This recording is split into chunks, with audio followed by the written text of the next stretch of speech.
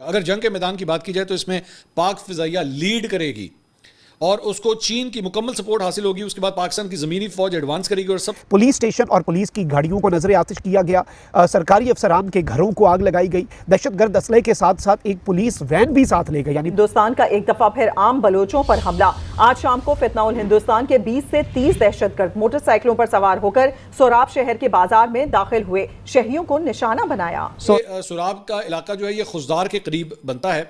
वहाँ पे जनाब जो भारतीय स्पॉन्सर्ड दहशतगर्द हैं, BLA से जो ताल्लुक रखते हैं, उन्होंने कल हमला किया है। इलाके सोराब में फितनातुल हिंदुस्तान ने मासूम शहरियों को निशाना बनाया। तर्जुमान बलूचिस्तान हुकूमत के मुताबिक दहशतगर्दों ने बैंक और इंतजामी अफसरान की रिहाइशगाहों पर हमला किया। दहशतगर्दों ने बैंक को लूट लिया। सोराब बाजार में बैंक लूट लिया गया। मुख्तलिफ सरकारी अफसरान के घर जलाए गए हैं। फितना अल हिंदुस्तान के बलूचिस्तान में एक और बुज़दिलाना वार की। जिला सोराब में दहशतगर्दों के सरकारी और निजी तंसीबात पर हमले, थाने समेत कई इमारतें जला दी, बैंक लूट लिए। हिंदुस्तान का एक दफा फिर आम बलोचों पर हमला। फितनाल हिंदुस्तान के 20 से 30 दहशतगर्द आज मोटरसाइकिलों पर सवार होकर सोराब के बाजार में दाखिल हुए। जय हिंद दोस्तों, भारत एंड बियॉन्ड न्यूज़ में आप सभी का स्वागत है। तो दोस्तों, पाकिस्तान मीडिया में बलूचिस्तान के सोराब शहर को लेकर अभी काफ़ी ज़्यादा चर्चा का माहौल बना हुआ है। तो दोस्तों, बात कुछ ऐसी कि BLA यानी कि बलूच लिबरेशन आर्मी की तरफ से एक दावा किया गया है कि उन्होंने बलूचिस्तान के सोराब शहर पर अपना कब्जा कर लिया है। BLA ने सोराब शहर पर यह हमला उसी दिन किया जिस दिन पाकिस्तान के आर्मी चीफ आसिम मुनीर क्वेटा के दौरे पर थे। इस हमले में आपने हाईलाइट में देखा होगा कि बताया जा रहा है कि बहुत से पुलिस स्टेशन, बैंक को लूट लिया और जला दिया गया है और साथ ही में जो सरकारी कर्मचारी थे उनके घरों पर भी आग लगा दी गई है। BLA ने इस हमले में सोराब शहर को पूरी तरीके से तहस नहस कर दिया है। इसके अलावा दोस्तों, BLA का ये दावा था कि उन्होंने सोराब शहर पर पूरी तरीके से कब्जा कर लिया है, लेकिन पाकिस्तानी मीडिया इसे मानने से इनकार कर रहा है और साथ ही में पाकिस्तान मीडिया इन सब में भारत को जिम्मेदार बता रहा है। पाकिस्तान मीडिया के हर एक चैनल में ये बोला जा रहा है कि इन सब हमलों के पीछे भारत का हाथ है और भारत ही है जो BLA को सपोर्ट करता है। बाकी दोस्तों, अब बात वही आ जाती है कि अगर भारत को पाकिस्तान को तबाह करना ही होता तो वो कभी जिस जंग को रोकता ही नहीं। और भारत के ब्रह्मोस ने पहले ही पाकिस्तान में इतनी तबाही मचा दी है कि उन्हें अब रिकवर करने के लिए भी दूसरे देशों में भीख मांगने जाना पड़ रहा है, क्योंकि पैसे तो पाकिस्तान के पास पहले भी नहीं थे और जंग के बाद तो उसके हालात और भी खराब हो चुके हैं। इसीलिए वो यहाँ वहाँ से अभी पैसों का जुगाड़ करने में लगे हुए हैं और साथ ही में वो पानी के लिए भी इतना गिड़गिड़ा रहे हैं। वो जगह जगह जाकर सिर्फ यही बोल रहे हैं कि हमें भारत के साथ बैठकर पानी के लिए बात करनी है। पहले जब भारत की तरफ से सिंधु जल संधि को बंद किया गया था तब पाकिस्तान बड़ा घमंड में था कि हमें पानी बंद करने से कोई फर्क नहीं पड़ेगा, लेकिन अब वो सिंधु जल संधि को लेकर भारत से बात करने के लिए गिड़गिड़ा रहे हैं। बाकी आपको क्या लगता है, क्या इतना सब हो जाने के बाद अब भारत को उनके साथ बैठकर बात करनी चाहिए या नहीं? आप इस पर अपनी राय कमेंट में बताएं और वीडियो अच्छा लगे तो वीडियो को लाइक और चैनल को सब्सक्राइब करना भी मत भूलिएगा। पाकिस्तान के हवाले से जो एक डेवलपमेंट हुई है,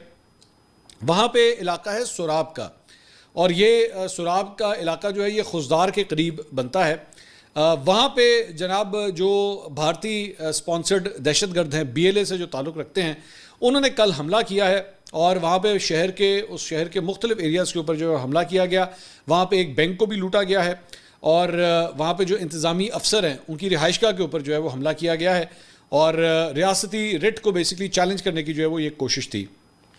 बताया जाता है कि मुख्तलिफ सरकारी अफसरान के घरों को वहाँ पर जलाया गया है और हमले के दौरान ADC रेवेन्यू हिदायत बुलेदी वो लड़ते हुए जो है उन्होंने जामे शहादत नोश किया है और उन्होंने कहा कि तर्जुमान बलूचिस्तान हुकूमत ने कहा कि वतन के सिपाही ने जान का नजराना देकर बहादुरी की नई मिसाल कायम की है। उन्होंने कहा कि ADC की रिहाइशगाह के ऊपर जो हमला किया गया तो वहाँ पे बच्चे और औरतें भी मौजूद थीं। उन्होंने कहा कि हिंदुस्तान की प्रॉक्सीज ने इनकी माँ पर कार्रवाई की है। रियासत दुश्मन अनासिर की हर कोशिश नाकाम बनाने का हमारा अज़म है। इलाके में सर्च ऑपरेशन जारी है और FC पुलिस और लेवीज़ जो है वो ऑलरेडी इलाके में पहुंच चुके हैं और इलाके में फ़िलहाल क्लियरेंस ऑपरेशन जारी है। अच्छा, इनकी जो प्रॉक्सीज़ हैं, इनके जो मुख्तलिफ चैनल्स हैं, इंडिया के जी चैनल्स हैं, उन्होंने जो है वो ये बनाना शुरू कर दिया कि जनाब सोराब के ऊपर जी वो कब्ज़ा कर लिया है और BLA ने पूरी तरह कब्ज़ा कर लिया है और वो पाकिस्तान की रिट जो है वहाँ से ख़त्म हो गई है। ये बिल्कुल सारी फेक न्यूज़ थी।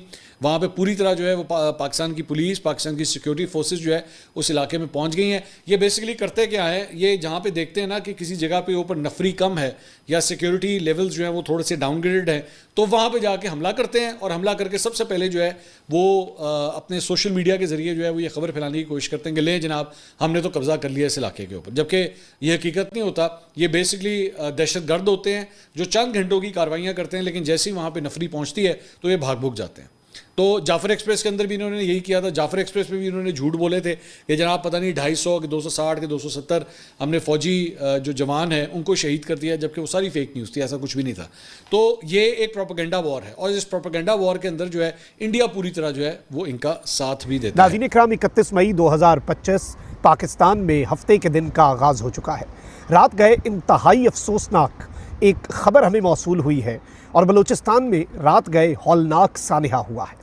आर्मी चीफ का इस सब के अंदर क्वेटा से बड़ा बयान भी जारी हो चुका है, लेकिन ये बलूचिस्तान के अंदर होने वाला सानहा और इसकी तफसीलात इंतहाई तशवीशनाक हैं। इस वक्त एक जानिब तो टारगेटेड ऑपरेशंस जो हैं BLA फितनतुल हिंदुस्तान के ख़िलाफ़ जारी व सारी हैं और इसीलिए अब ये कार्रवाइयाँ भी बढ़ती जा रही हैं, क्योंकि इन्हें इनकी बिलों में घुस कर हंट किया जा रहा है। जहाँ जहाँ पर ये छुपे बैठे थे वहाँ वहाँ इन्हें निशाना बनाया जा रहा है। तो इसलिए अब ये मामला जो है ये इंतहाई अहमियत इख्तियार कर गया है। इस हवाले से मेरे पास कुछ एक्सक्लूसिव डिटेल्स हैं। इंटेलिजेंस सोर्सेज जो हैं ऑन ग्राउंड वो हमें क्या रिपोर्ट कर रहे हैं और जिस तरह से शहादतों की तलात है, सरकारी अफसरान के घरों तक को आग लगाई गई है, पुलिस वैन जो है वो BLA के दहशतगर्द लेकर गए हैं, ये मामला तशवीशनाक है। सबसे पहले नाज़रीन इकराम, जो अफसोसनाक सानिया हुआ है उसकी तफसीलात मैं आपके सामने रख देता हूँ।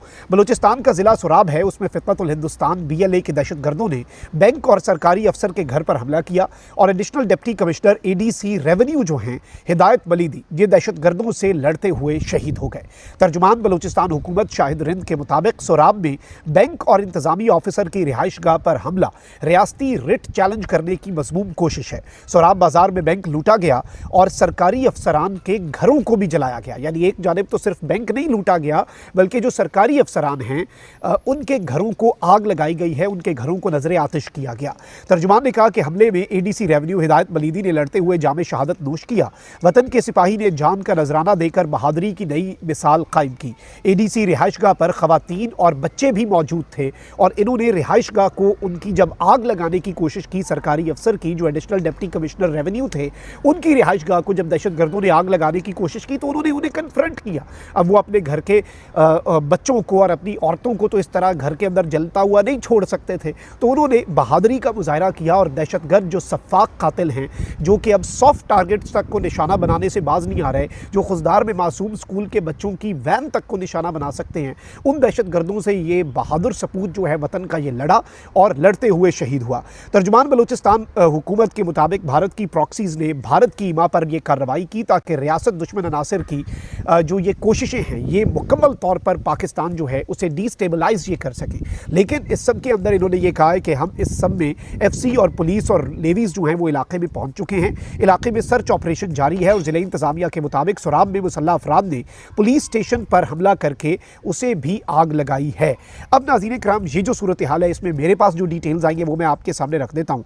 पहले तो एक चीज़ बहुत वाज़ेह है कि इस वक्त हिद्दत जो BLA के ख़िलाफ़ ऑपरेशंस हो रहे हैं और अब तो ईरान की हुकूमत जो है उसने भी ये कमिटमेंट किया है कि हम BLA के ख़िलाफ़ सूबा सिस्तान बलूचिस्तान जो ईरान का है उसमें कार्रवाइयाँ करेंगे।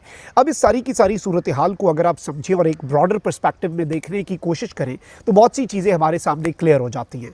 अब एक तरफ जब इस तरह की कार्रवाइयाँ बढ़ती हैं तो फिर दहशतगर्द जो हैं वो अफरा तफरी में इस तरह की वारदातें करते हैं और अब इन्होंने बाज़ाब्ता तौर पर अजित डोवल और मोदी सरकार जो है उसके पैसों पर पलने वाले दहशतगर्दों के हमले में वतन का अजीम बेटा जो शहीद हुआ है, इस सब में मेरे पास कुछ और डेवलपमेंट्स भी हैं।